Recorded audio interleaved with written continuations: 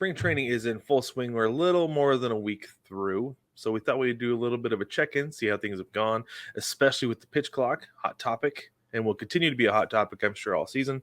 But first, we want to talk about this. Let's get into Yankees pitcher Carlos Rodon, who got absolutely wrecked, straight up destroyed in his first spring training outing, allowed 5 runs on 6 hits, including 2 bombs and a walk in 2+ innings. He did strike out 2 in the meantime, though. So hooray. Got that going for him, which is nice. Which is nice.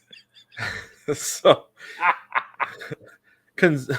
regarding the outing, though, he did say this, which I think is fantastic and is the proper approach to take, because you can't let an outing like that wreck you, especially in March. He said, "Thank God it's spring training." Yep. And don't we all look at the box score at least once a day and say, oh, the very same thing? Yep. Well, the Yankees lost like 10-14 or something, 10-12 or something yesterday or today. It was pretty intense. The catcher, Kyle Higashioka, did say, like, I'm glad. So they had a conversation, and Rodon said he was starting to get on himself and wanted to reach back and just throw hard, like really throw hard. But with anger.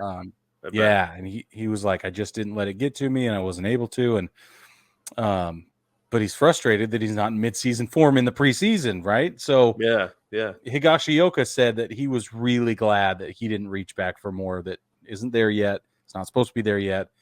Trust the process. And so it was kind of a mature approach that I was really excited to see as a Yankees fan anyway. It made me really happy. Well, and this is the thing, is as a competitor, you always want to be at your best. It doesn't matter if it's the first day of training or it's going to be the last day of the season. You always want to be at your best. You expect so much out of yourself. I'm sure it was so frustrating just being like, totally. And you've seen it with other guys this season. Like George Kirby got touched up. I think it was on Sunday a little bit. And it's kind of like, you just got to remember it's spring. It's spring training. It's fine. It's going to happen. It's tough though. Yeah. It's tough to watch. It's really tough to watch. It's like, and this is the other thing that I always have to remind myself too, is spring training, is I noticed a long time ago that the teams that do the best in spring training do the worst during the season. True. Every day in March, and it happens every single year. So you just got to remind yourself, your team is doing really well in spring training, mind you to temper your expectations the rest of the year. And that is, you can take that to the bank. Even for specific players. I think it was last spring training, Higashioka hit like 6 or 8 bombs or something like that, and then had a mostly flat season. Yeah, like I mean, that's being generous. I wish that they kept like comprehensive stats during spring training too, like just as much stats as they do during the regular season, that it was easy to look up, because I would love to put together a spring training all-star team, because I know that Dustin Ackley would be starting on that team, probably batting third. He was an absolute spring training stud, and then once it came like May or June, he had already reached his peak and was not good the rest of the year. That sucks. Yeah. So frustrating as a Mariners fan. Yeah. A little worried about Jared Kelenic now too, because he's already got 4 dingers this spring training. So it's like, I don't want to see a spring training all-star. I just want to see you play baseball well. Question. Is it going to be the same for WBC breakouts? Like guys who do well in the WBC are not going to have a good season? Yeah. I don't think so. What would make it different? I think it's the level of competition, that it's actually competitive baseball. The guys around them are playing competitively as well. This is the thing, is you have to remember the guys are still playing competitively in spring training. Like Julio Rodriguez said last week, he crashed into the wall. He's like, there's a score up on that board, so I'm going to play hard, is what he said. And I understand that.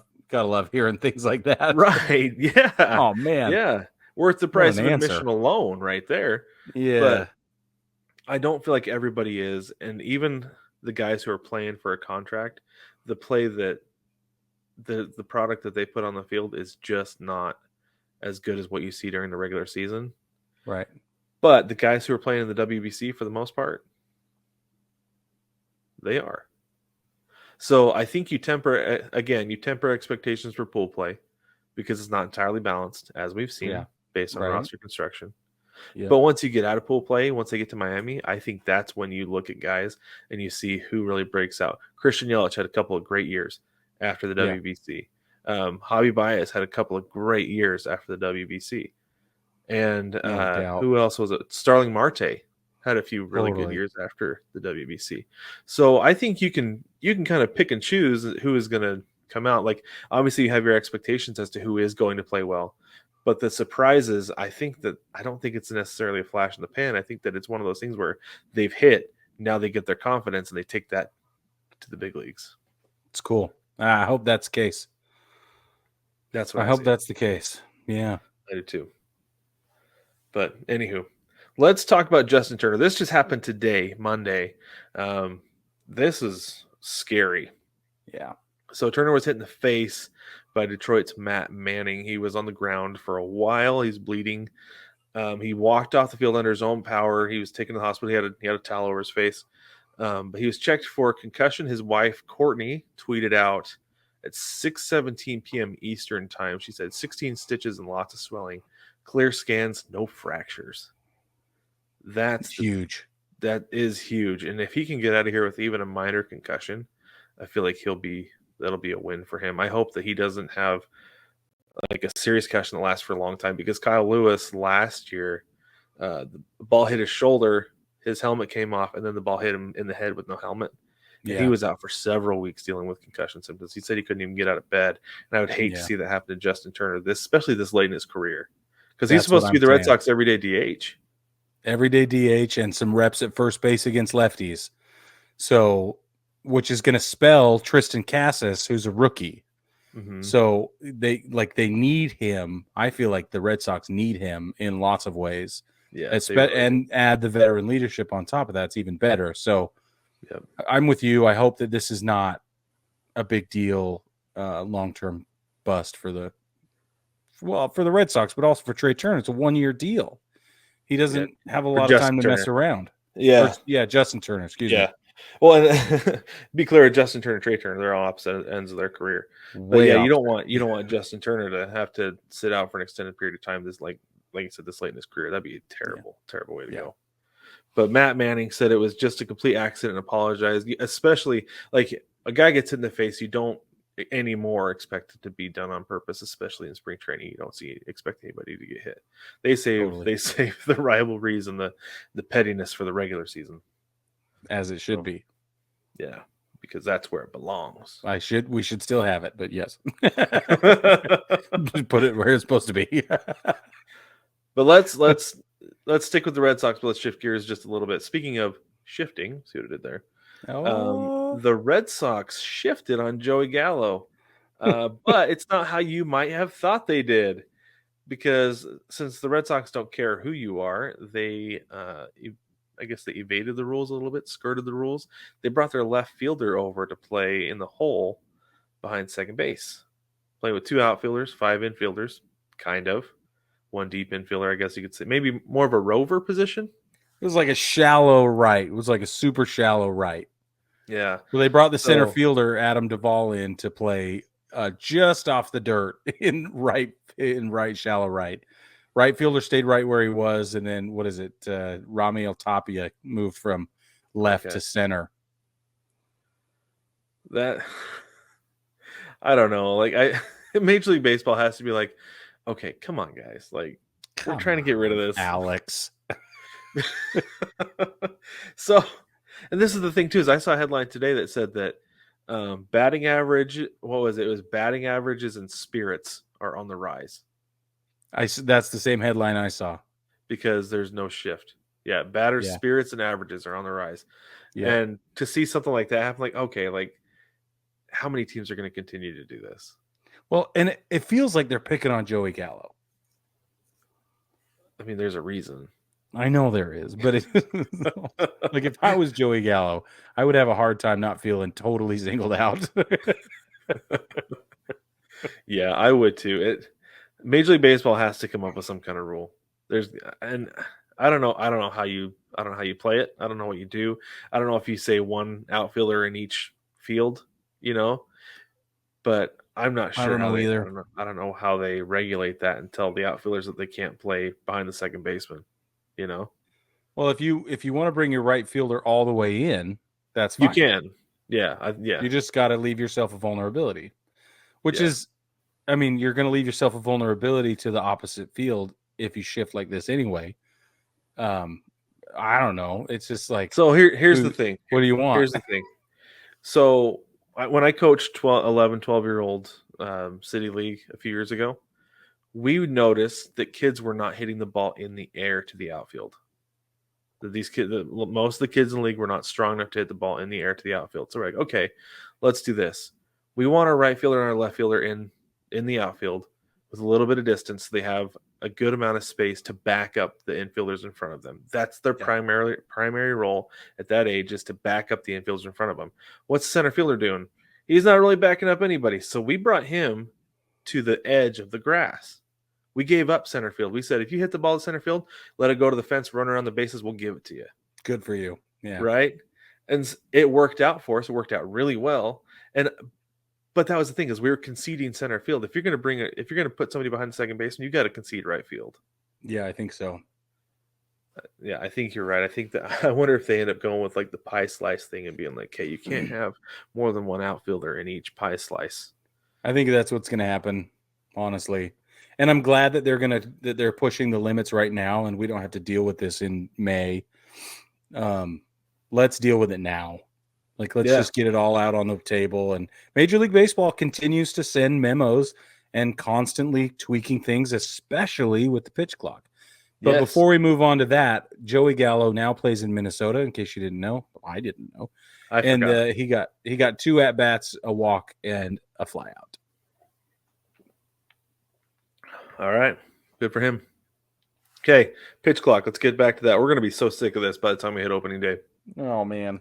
But yeah, we are. Like you said, Major League Baseball is sending memos about things. One of them is about the pitch clock. Mad Max got his wrist slapped a little bit because he's been pushing the envelope on the pitch clock.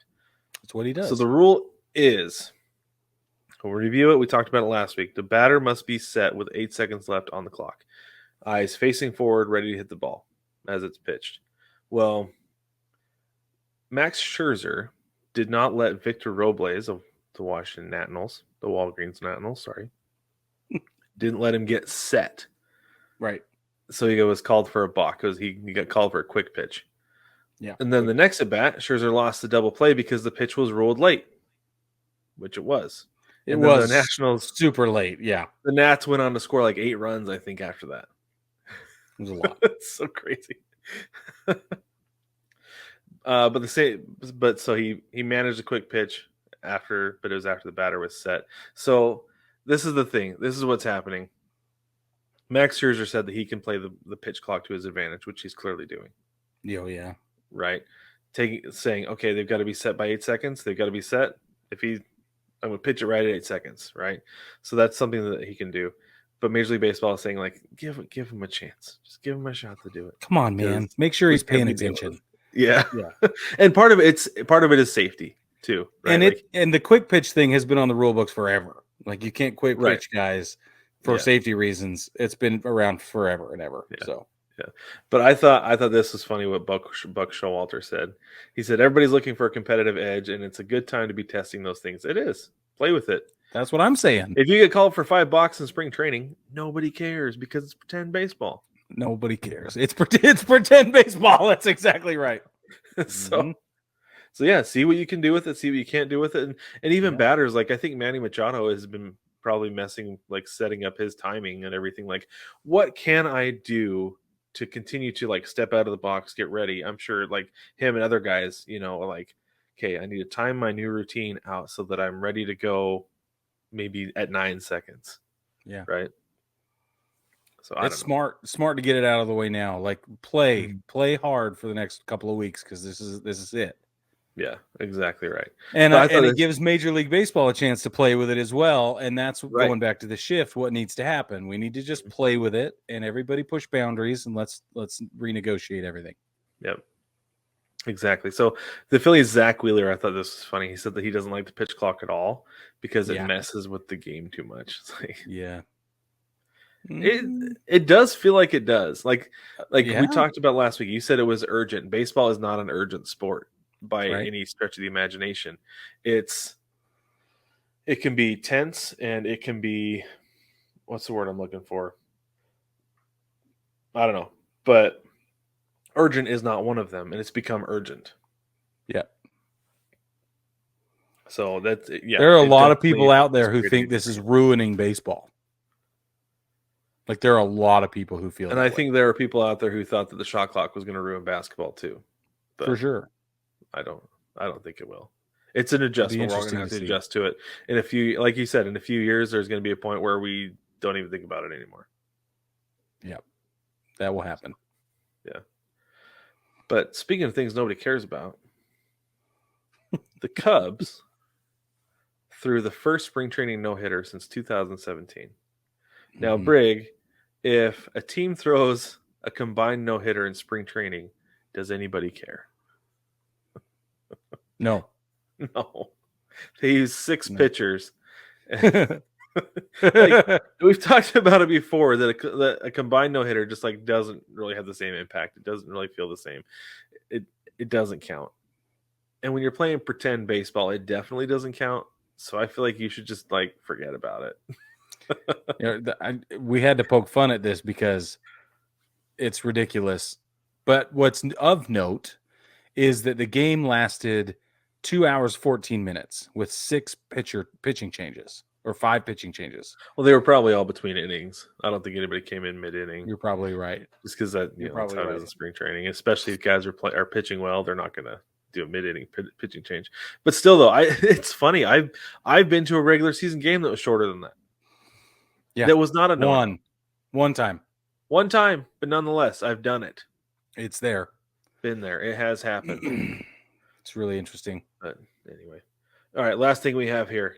I thought this was so funny. So funny. So the Rays and the Twins, they actually played at the Trop. This game was played at the Trop.